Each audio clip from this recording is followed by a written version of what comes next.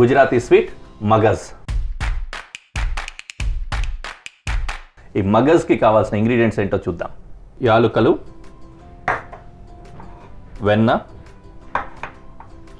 పంచదార, నెయ్యి, పిస్తా, బాదాం, ఇంకా శనగపిండి. మీకు గుజరాతీ డిష్లు బాగా కనెక్ట్ అవుతాయి అనుకుంటాను.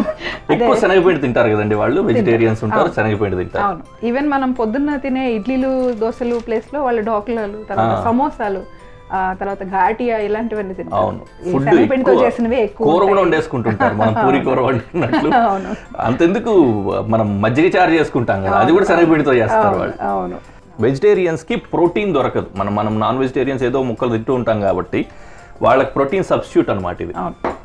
ఆ విధంగా వాళ్ళ ఆహార అలవాట్లలో ప్రోటీన్ తీసుకోవడానికి అది ఉపయోగపడుతూ ఉంటుంది. నిజానికి 99లో గుజరాత్ వెళ్ళినప్పుడు ఇక్కడ ఉన్న ఫుడ్ హ్యాబిట్స్ కి అక్కడ ఉన్న ఫుడ్ హ్యాబిట్స్ కి చాలా తేడా ఉంటుంది కదా. అసలు అక్కడికి వెళ్ళినప్పుడు మేము అడ్జస్ట్ అవ్వడానికే చాలా టైం పట్టింది, రోజులు నెలలు.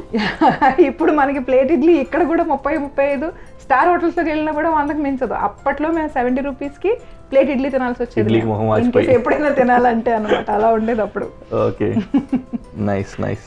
ఓకేనండి, అయితే ఇప్పుడు యూ స్టార్టెడ్ వన్ కంపెనీ. మీలాగా ఎవరైనా సరే ఆగిన వాళ్ళు కావచ్చు, కెరీర్లో వాళ్ళకి కావచ్చు, లేకపోతే కొత్తగా ఉన్న వాళ్ళకి కావచ్చు, what all you are doing? యాక్చువల్గా 2016లో కొంతమంది ఫ్రెండ్స్తో కలిసి వాళ్ళు ఏంటంటే ఒక కంపెనీని స్టార్ట్ చేద్దామని అనుకున్నారు. హెచ్ఆర్ సర్వీసెస్ కంపెనీ అనమాట. సో దాంట్లో నువ్వు కూడా పార్టిసిపేట్ చెయ్యి, ఎందుకంటే నీకు అన్ని తెలుసు, స్కిల్స్ వచ్చు కాబట్టి నువ్వు పార్టిసిపేట్ చేయడానికి బాగుంటుంది అని అంటే నేను పార్ట్నర్షిప్ తీసుకున్నాను. కొత్త డాక్టర్ కంటే పాత పేషెంట్ మీరు పాత పేషెంట్ లాగా కనిపించినట్టున్నారు వాళ్ళకి. మిగిలిన ప్రొఫెషన్స్ కి హెచ్ఆర్ కి ఉన్న డిఫరెన్స్ ఏంటంటే అండి, HR can understand your potential. మీకున్న స్కిల్ ఏంటి, దాంతో మీరు ఎంతవరకు ఎదగలరు, ఏం చేయగలరు అనే విషయాన్ని కనిపెట్టగలిగిన వాళ్ళే హెచ్ఆర్లు. ఆ ఒక స్కిల్ వల్ల నన్ను ఒకళ్ళు అలా కనిపెట్టి నన్ను పైకి తీసుకొచ్చారు. ఈ రోజు నేను నించున్నానంటే కారణం అదైతే. ఈ రోజు నేను కూడా అదే పని చేస్తున్నాను. సో నాకు ఒకళ్ళు చేయూతిస్తే నేను ఎంతవరకు ఎదగలిగినప్పుడు నేను ఎక్కువ మందికి అలాంటి చేయూతను ఇవ్వాలి అనే ఒక సదుద్దేశంతో మా టీంలో కావచ్చు, లేదంటే మేము ట్రైన్ చేసే స్టూడెంట్స్లో కావచ్చు, వర్కింగ్ విమెన్ కావచ్చు, వీళ్ళందరికీ కూడా మేము గైడ్ చేస్తాం అనమాట. సో నువ్వు ఎలాగ నీ ప్రొఫెషన్ని, లైన్ని మీరు ఎలాగైతే పాత్ వేసుకుంటారో దాన్ని బట్టి మీరు ఎంతవరకు ఎదగలుగుతారు, మీ ఆశ ఏమేంటి, దానికి మీరు ఎలా కనెక్ట్ అవ్వాలనే విషయాలన్నీ మేము ఎక్కువగా ఫోకస్ చేసి చెప్తుంటాం. ఓకే, ఇప్పటి వరకు సక్సెస్ అయ్యారా? ఆ విధంగా ఎంతమందిని తీర్చిదిద్దుంటారు? మేము దాదాపు 300 మందికి పైగా భారతదేశం మొత్తం మీద ట్రైన్ చేసిన ట్రైనీస్ ఉంటే, హెచ్ఆర్ స్కిల్స్ ట్రైనింగ్స్ తీసుకున్న వాళ్ళు, అందులో 60% పైగా విమెనే ఉన్నారు. మాకే ఆశ్చర్యం, ఎందుకంటే అంతవరకు ఆన్లైన్ ఆపర్చునిటీస్ ఉండేవి కావు కాబట్టి బయటికి వెళ్ళాలి, ఎక్కువ దూరాలు ప్రయాణం చేయాలి. ఇప్పుడు హైదరాబాద్లోనే ఏ అమీర్పేటలోనో ట్రైనింగ్ ఉంటే కూడా ఎక్కడి నుంచో రావాలంటే వాళ్ళు ఉద్యోగం అయిన తర్వాత రావడం కష్టం. ఇలాంటి ఇబ్బందులు ఏవైతే ఉన్నాయో వాటిని అధిగమించి మన దాకా వచ్చి ట్రైనింగ్ తీసుకోవడానికి మేము 2016లోనే స్కైప్ అనే ఒక, మీకు తెలుసు సాఫ్ట్వేర్, అది వాడేవాళ్ళం మేము. దాని నుంచి ఆన్లైన్లో లేవు, అందులో ట్రైనింగ్స్ తీసుకునేవాళ్ళం. సో అంటే రైట్ ఫ్రమ్ ద బిగినింగ్ మేము ఆన్లైన్ ట్రైనింగ్స్ తోటే మొదలు పెట్టాం.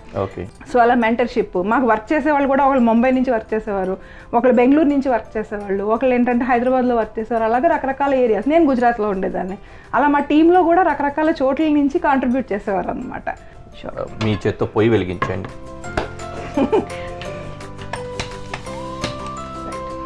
మళ్ళీ హార్డ్ కోర్ ఫెమినిస్ట్లు ఎవరన్నా ఏంటి ఆడవాళ్ళు పొయ్యి వెలిగించాలా అంటారేమో, బాగుంటుంది, తెలియదు ఆ విషయం. No controversies. యాక్చువల్లీ వంట చేయడానికి ఇది లైఫ్ స్కిల్ వంట. సో తినేవాళ్ళందరూ వంట చేయడం నేర్చుకోవాలి అని నేను అనుకుంటాను.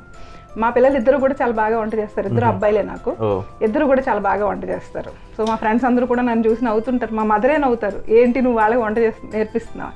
బట్ నేర్చుకోవడం అనేది వంట అందరికీ వచ్చి తీరాల్సిందే. It's a great art, culinary art అనేది one of the great finest arts I can say. వెన్న వేసుకున్నాము, అలాగే నెయ్యి కూడా వేద్దాం, స్పూన్ ఇవ్వండి.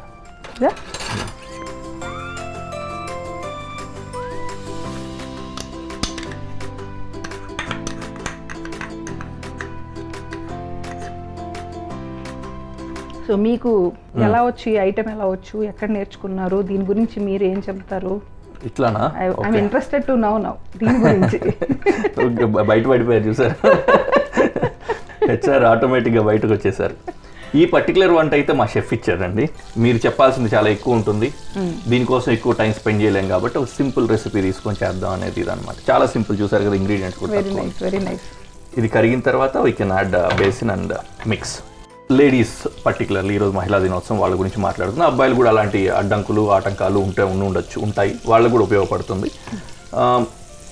యూజువలీ ఏ ప్రాబ్లం తోటి ఆగిపోతూ ఉంటారు, చదువు అయిన తర్వాత కావచ్చు, లేకపోతే చదివి కొన్ని రోజులు ఉద్యోగం చేసిన తర్వాత. నాకు తెలిసిన వాళ్ళు నా ఫ్రెండ్స్ ఉన్నారు ఈ సొసైటీలో ఇప్పుడు కూడా.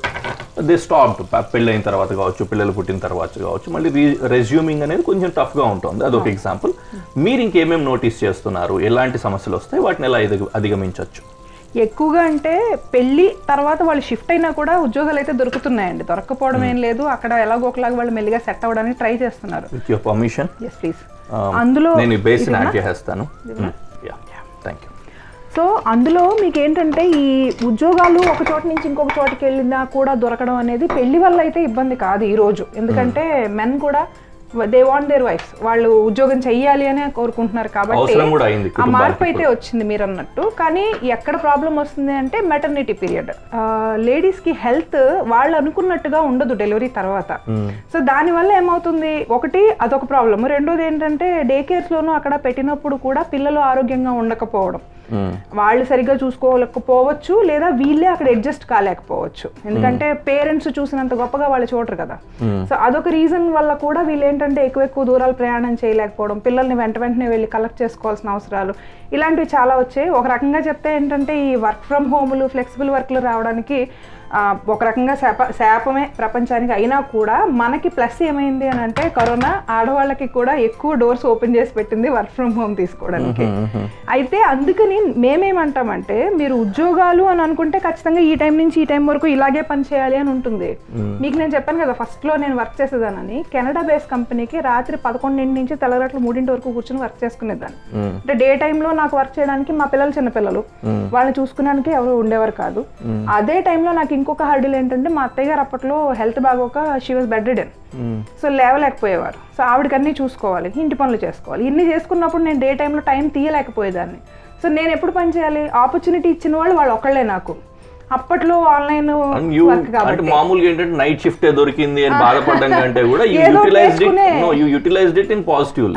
ఒక అవకాశం దొరికింది కదా, మరి దొరికింది కాబట్టి నేను ఆ టైంలో వర్క్ చేశాను. నా టైం కుదిరింది. నేను లేదంటే రోజు మొత్తంలో ఏ మధ్యాహ్నం అందరూ పడుకున్నప్పుడు, ఇంకా పొద్దున్నే ఎవరు నిద్ర లేవనప్పుడు, అలాంటప్పుడు కూర్చుని నేను నా టైమింగ్స్ లో వర్క్ చేసుకుని వాళ్ళకి రిపోర్టింగ్ ఇచ్చేదాన్ని అనమాట. సో అది ఇప్పుడు లేడీస్ కి ఎక్కువ ఆ ఆప్షన్స్ ఎక్కువ ఉన్నాయి.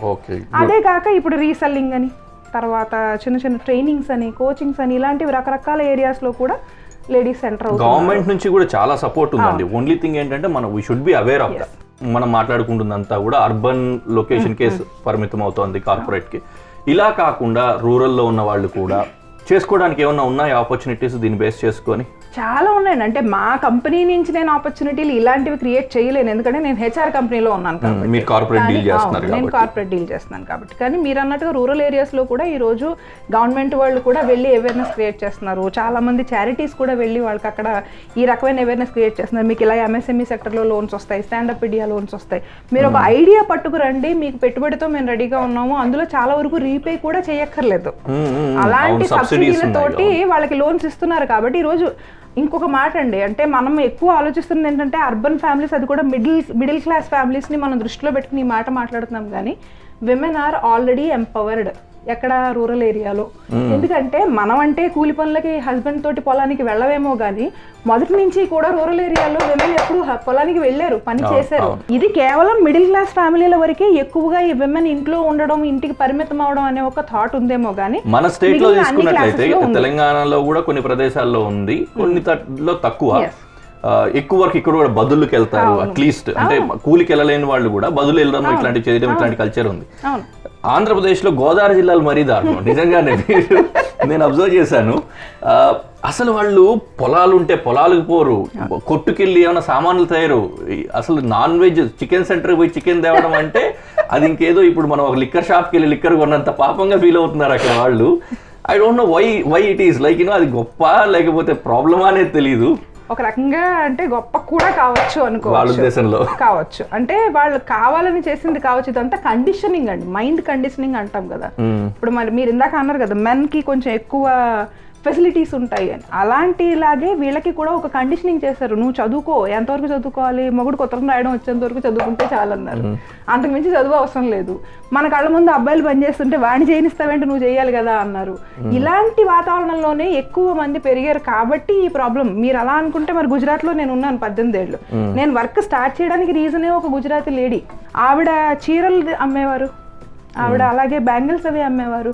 మన వాళ్ళు పై వాళ్ళు అని అక్కడ తేడా కూడా ఉండదు, చాలా ఓపెన్ గా ఉంటారు ఆ విషయంలో, బిజినెస్ విషయంలో.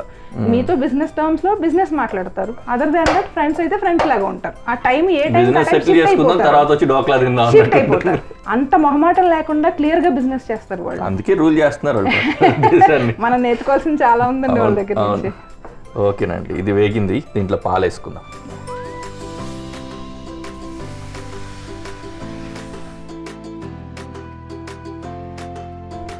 పచ్చి వాసన అంతా పోయి మీరు చూస్తూ ఉండలేకుండా ఉన్నట్టున్నారు కదా. ఎక్కడో చోట ఇంకా సరిగా కలపట్లేదేమో అని అనుమానంగా ఉంటుంది. కొద్దిగా మంట పెట్టుకుంటారా? వద్దు, అది ఉండగట్టేస్తుంది, మాడిపోతుంది కూడా. మీకు యాక్సెంట్ కూడా ఇంకా ఇంకా పోలేదండి మీది, గోదావరి యాక్సెంట్. గుజరాత్ తిరిగిన హైదరాబాద్ పుట్టాం కదండి, అక్కడ పుట్టింది. అమ్మని ఎలా మర్చిపోతాం, మర్చిపోలేం కదా. ఓకే, అమ్మని మర్చిపోము, అమ్మ భాషని మర్చిపోము, అంతే, మాతృభాష. సో అది తర్వాత వీటిని చాప్ చేసుకోవాలి. ఇది కూడా చాప్ చేసి పెట్టుకుంటాం.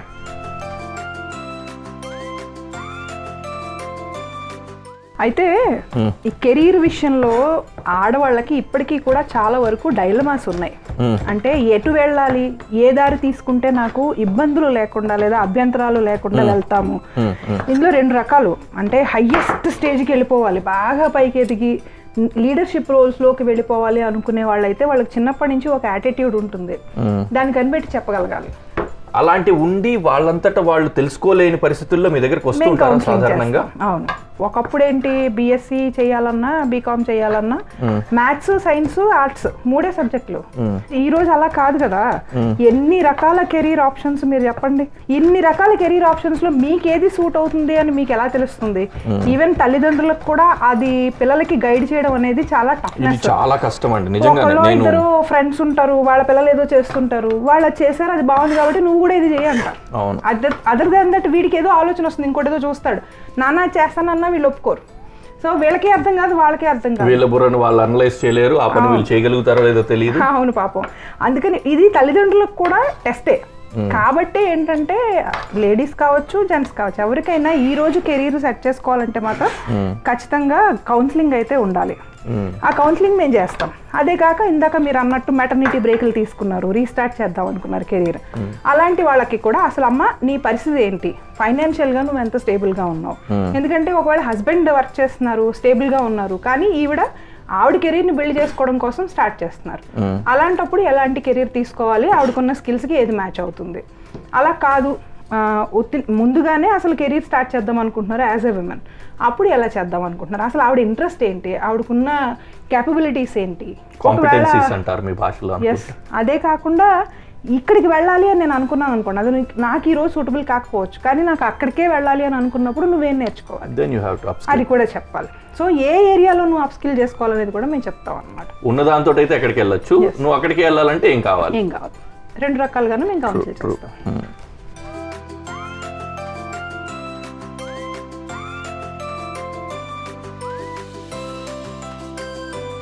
మీరు రాసిన బుక్ అండి, ఏం రాశారు మీరు దాంట్లో, ఏంటి దాంట్లో డీటెయిల్స్? భావలావణ్యం అనే పేరుతో, అంటే నా పేరు కూడా కలిసి వచ్చేలాగా నా ఫీలింగ్స్ అండ్ ఎక్స్ప్రెషన్స్, నా ఎక్స్పీరియన్సెస్ ఇలాంటివన్నీ కలిపి మన చుట్టుపక్కల జరుగుతున్న సందర్భాలనే కలుపుకుని చిన్న చిన్న షార్ట్ స్టోరీస్ రాశాను అనమాట. ఒక 39 షార్ట్ స్టోరీస్ ని కలిపి ఒక పుస్తకాన్ని చేసాం. పొట్టి శ్రీరాములు యూనివర్సిటీ ఉంది కదా, వాళ్ళు ప్రతి ఏడాది కూడా రైటర్స్ కి గ్రాంట్స్ ఇస్తారు. ఇలాగా బుక్స్ ప్రింట్ చేయించుకుందాం అనుకునే వాళ్ళకి గ్రాంట్ ఇస్తారు అనమాట. సో అలాంటి రైటర్స్ కి ఇచ్చే గ్రాంట్లో నాకు కూడా ఈ ఏడాది గ్రాంట్ ఇచ్చారు. సో అదొక ఆథెంటికేషన్ నాకు. సో దాన్ని ఆథర్షిప్ ఉంటుంది, రచయిత్రిగా నాకు ఒక మార్క్ ఉండాలి కాబట్టి నేను ఒక పుస్తకాన్ని ప్రింట్ చేయించుకుని రీసెంట్ గానే రిలీజ్ చేశాను మేము. సో అందులో అన్నీ కూడా ఏంటంటే మన చుట్టుపక్కల ఎంపవర్మెంట్ గురించే ఎక్కువ ఉంటాయి. అంటే ఎక్కడ మిగిలిన ఫ్యామిలీ మెంబర్స్ ఎలా సపోర్ట్ చేయాల్సి ఉంటుంది, మనకి మనం ఎలా సపోర్ట్ చేసుకోవాల్సి ఉంటుంది, మన ఆలోచనలని ఎక్కడ మార్చుకోవచ్చు, మనకి ఏది సులువైన మార్గం, ఏ కష్టమైతే కూడా ఎలాగ తట్టుకోవాలి అనే అన్ని విషయాల్లో అక్కడ నేను రకరకాల స్టోరీస్ రూపంలో మాట్లాడాను. మీరు హెచ్ఆర్గా ఈ స్కిల్ని గమనించారా ఎప్పుడే? అదే నేను చూస్తున్నాను. నేను మళ్ళీ పొగడలేదని మీరు ఫీల్ అవుతున్నారు. లేదు. షాపింగ్ అయిపోయింది మేడం, ఆ పని పరిపూర్ణంగా పూర్తి చేసేస్తున్నారు. పంచదారని గ్రైండ్ చేసుకోవాలి, దానికోసం మిక్సీ కోసం వెళ్తున్నా. ఓకే, ఒక మిక్సీ జార్లో పంచదార వేసుకుందాం. ఇది కూడా డ్రై అయిపోతుంది, మనం రెడీ చేసేసుకుందాం. యాలకులు,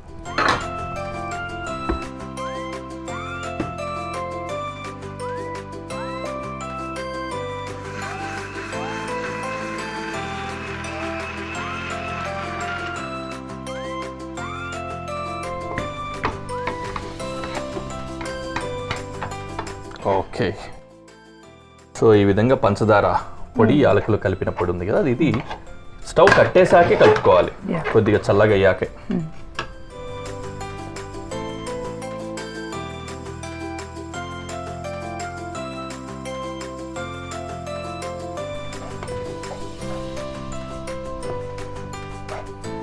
దీన్ని నీట్గా ఇలా కలిపేసుకొని లడ్డు కావాలంటే లడ్డూలాగా ఉండలు చేసేసుకోవచ్చు, లేదంటే ఒక గిన్నెలో వేసేసుకొని బర్ఫీలాగా కట్ చేసుకోవచ్చు. ఏ పద్ధతిలో కావాలంటే ఆ పద్ధతిలో సర్వ్ చేసుకోవచ్చు.